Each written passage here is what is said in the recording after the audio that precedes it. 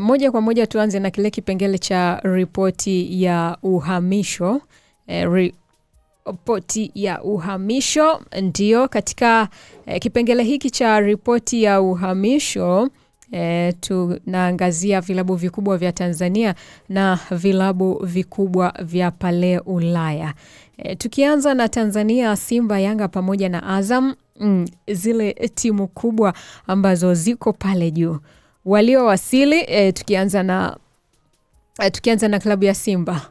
Waliowasili kuna Kelvin Nation, huyo ametoka Singida Black Stars, Nabi Kamara,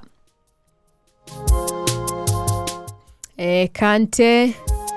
Jumla ya wachezaji waliowasili Simba ni wachezaji 6 hadi 8 hapo hivi. Hao ndio wamewasili Simba, kina Nio Maema, Ismail Oliver, Rushin Dereuk.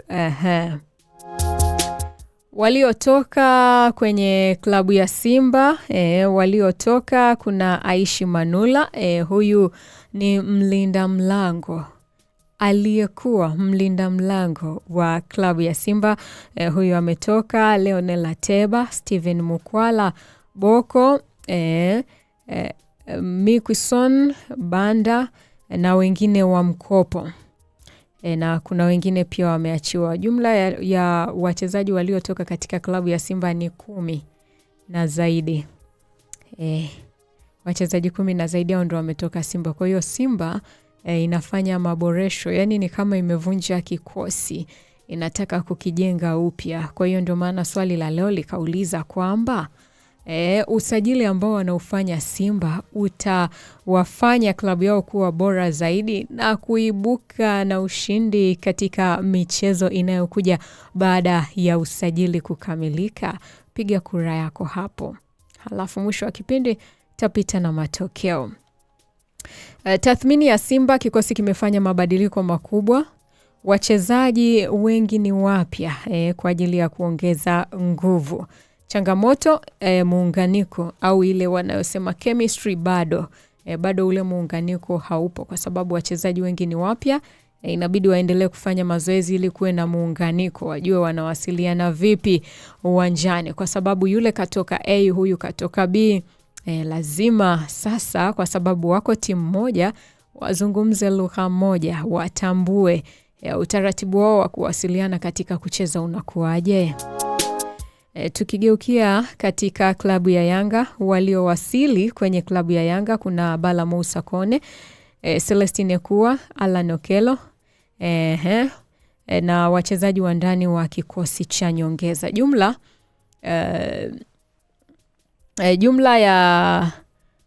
Jumla ya wachezaji ambao wamewasili Yanga ni wachezaji 4 hadi 6 hivi. Hapo hivi, idadi hiyo hapo. Hao ni wachezaji ambao wamewasili Yanga. Waliotoka katika klabu ya Yanga kuna Andy Boyeli, huyu amemaliza, ni mwisho wa mkopo. Muda wake umeisha. Wachezaji wachache wa benchi, baadhi ya wachezaji wengine mikataba yao imeisha. Kwa hiyo idadi ya wachezaji waliotoka Yanga ni wachezaji 5 hadi 7 hapo hivi. Juma Semindu anasema nipo Yombo Vituka na wafuatilia hadi tamati. Asante sana Juma Semindu. Afu Juma, unajua najuaga wewe Juma Semindu na Juma Nyanzala huwa nadhani ni mtu mmoja, alafu akabadilisha jina la pili. Kumbe ni watu wawili tofauti bwana. Haya, asante sana Juma Semindu. Tukiangalia tathmini ya Yanga, tathmini ya Yanga inasema kwamba Yanga wamefanya usajili bora, quality signing badala ya wingi. Sijui hata nacheka nini, yani hata ukiniuliza nacheka nini sijui nitashindwa kujibu. Lakini Yanga wamefanya usajili bora badala ya wingi. Wao hawaangalii wingi, wanaangalia ubora, quality signing. Kikosi cha Yanga kimebaki na ile ya ubingwa. Kimebaki na ni nini? Kile kitu ambacho kama kiini hivi, kama mzizi hivi. Kimebaki na kile kiini cha ubingwa. Faida ya hii klabu ya Yanga kulingana na tathmini ni kwamba wana utulivu na vile vile wana uzoefu. Haleluya. Sawa, hiyo ni klabu ya Yanga. Tuangazie klabu ya Azam FC. Azam FC bwana inataka ihamie kule Zanzibari. Jamani, mmewafanya nini Azam nyie watu?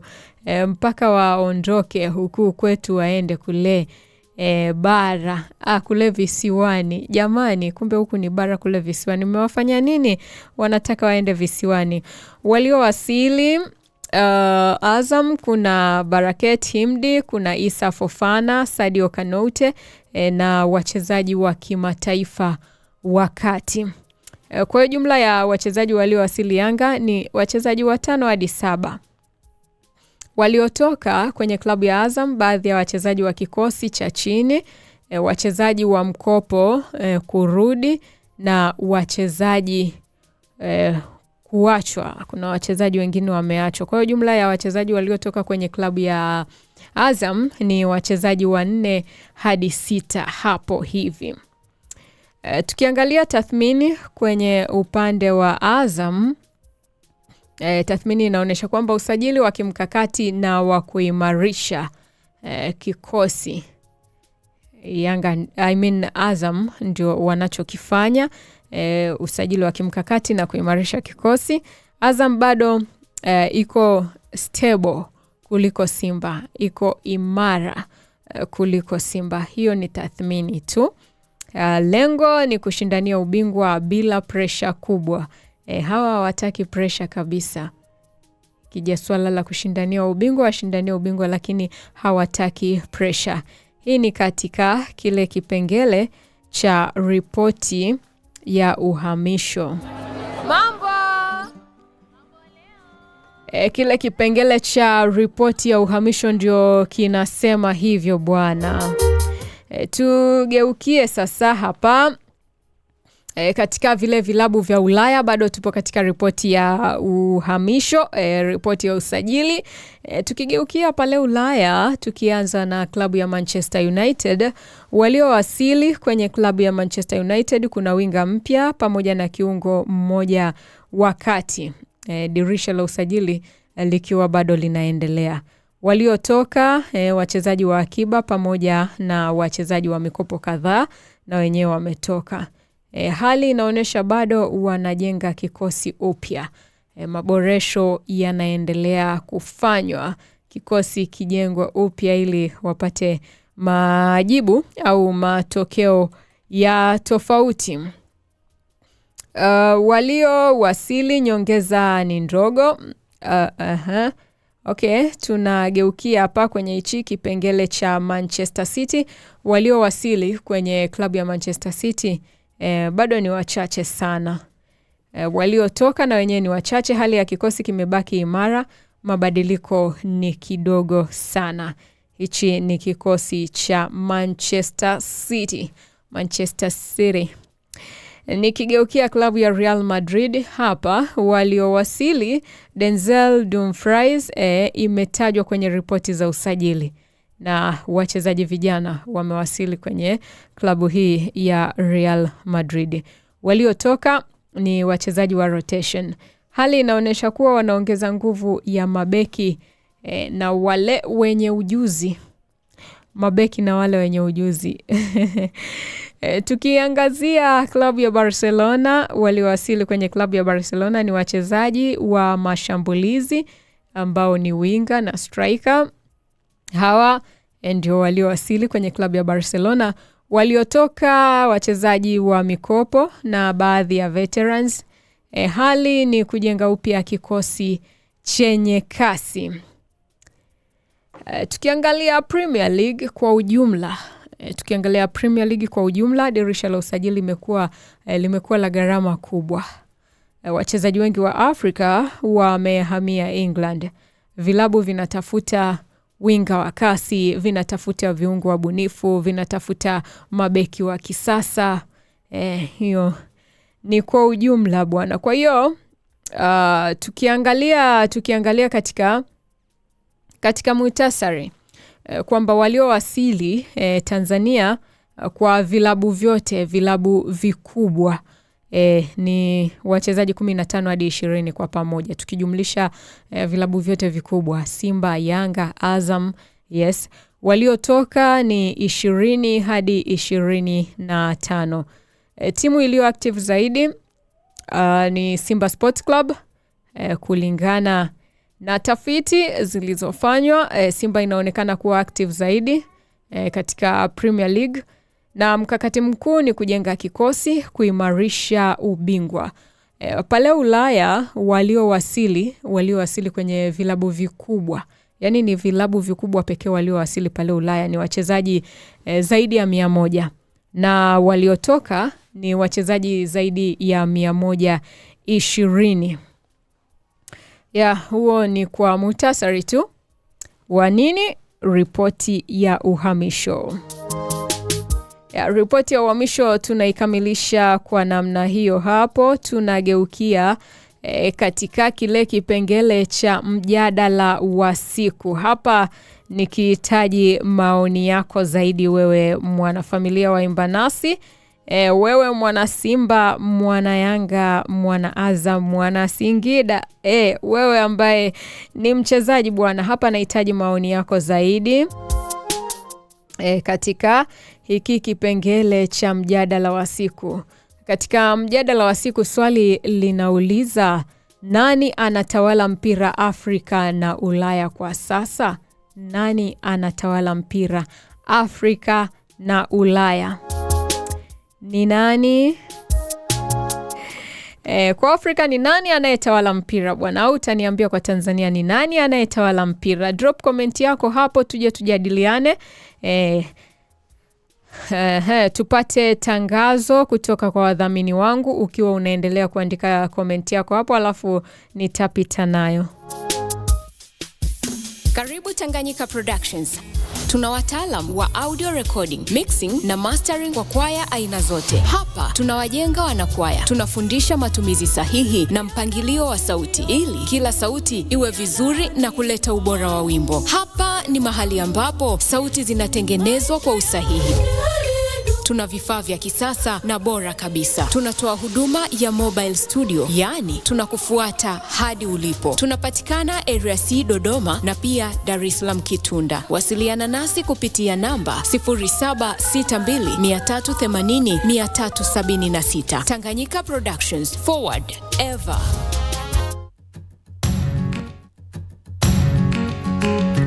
Ninaitwa Baraka George, ni sound engineer na mtayarishaji wa matangazo hapa Imba Nasi Radio. Ninawakaribisha nyote kuleta matangazo yenu mbalimbali, ikiwa ni ya taasisi, makanisa, mikutano, biashara, michezo na shughuli mbalimbali za kijamii. Tutakuandalia tangazo lako kwa ubunifu, ubora wa hali ya juu, kwa wakati na gharama nafuu sana. Tumia fursa hii kwa kupanua biashara yako na kuwajulisha wengi juu ya kile unachokifanya kwa kutangaza nasi. Tupigie kwa simu namba 0677071019. Karibu Imba Nasi Radio. Asante sana kwa kuendelea kuitegea sikio Imba Nasi Radio. Asante kwa kuendelea kuwa nami. Kipindi hewani ni Mambo Leo na tupo katika lisaa la pili la kipindi hiki. Ndio, na hapa tumegeukia kile kipengele cha mjadala wa siku, ambapo swali la leo linauliza, nani anatawala mpira Afrika na Ulaya kwa sasa? Nani anatawala mpira Afrika? Nani anatawala mpira Tanzania kwa sasa? Ni nani? Drop comment yako hapo, alafu mimi nitapita nayo. Hapa sasa naenda kuchambua, kunyumbua, kufanya mnyumbuliko ili kwako iwe rahisi kutambua ni nani ambaye anatawala mpira. Tukianza moja kwa moja hapa nyumbani Tanzania, Simba, Yanga na Azam, nani ana jukwaa kubwa? Nani ana jukwaa kubwa? Yanga wanaonekana kuwa na uthabiti wa ubingwa.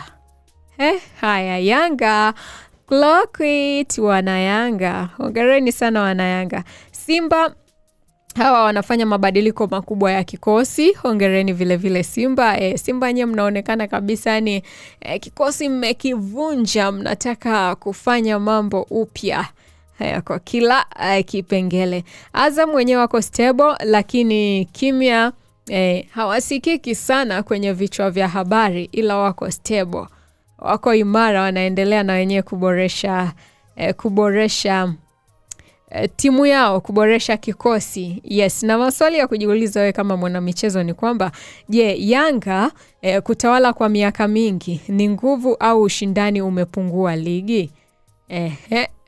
Swali zuri kabisa. Yanga kutawala kwa miaka mingi ni nguvu au ushindani umepungua kwenye ligi? Ni kwamba Yanga wana nguvu kiasi kwamba cha kuendelea kutawala kama hivyo, wamepata ubingwa mara 5 mfululizo.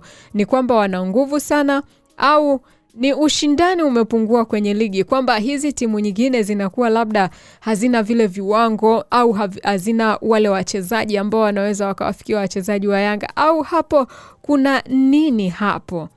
Eti uniambie mwana soka, Yanga kutawala kwa miaka mingi ni nguvu au ushindani umepungua katika ligi?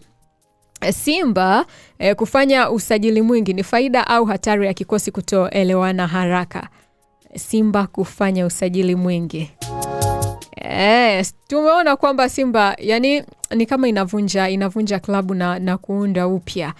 Kwa hiyo hicho kitendo Simba wanachokifanya ni faida au ni hatari? Manake hapo inabidi mazoezi yawe mengi ili wachezaji waweze kuelewana, wapate chemistry nzuri, ili wakiingia katika mashindano wawe tayari wameshaelewana.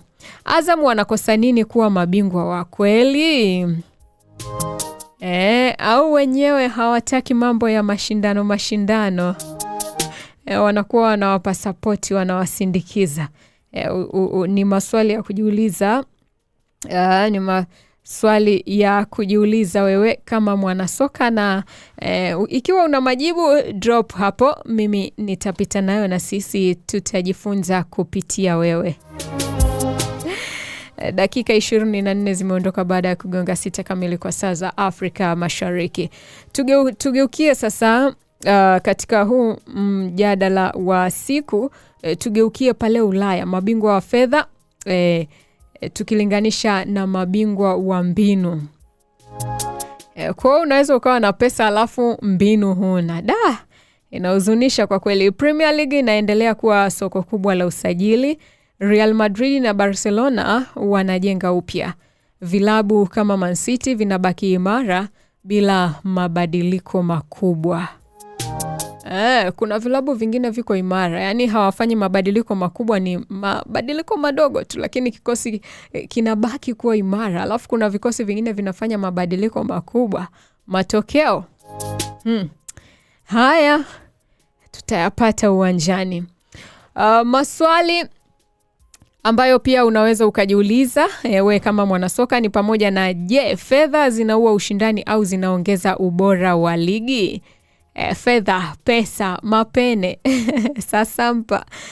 Kwa nini Real Madrid wanafanikiwa kila mara kwenye rebuild? Kwa nini kila wanapofanya maboresho Real Madrid wanakuwa wanafanikiwa?